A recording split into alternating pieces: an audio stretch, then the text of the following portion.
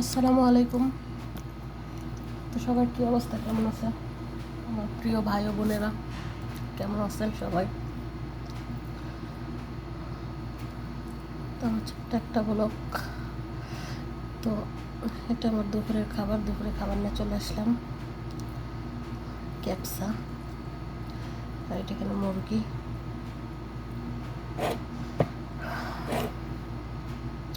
তো আশা করি সবাই ভালো আছেন। প্লিজ আমার লাইভটা একটু সবাই শেয়ার করবেন, একটু কমেন্ট করবেন, সুন্দর সুন্দর একটু করে কমেন্ট করবেন।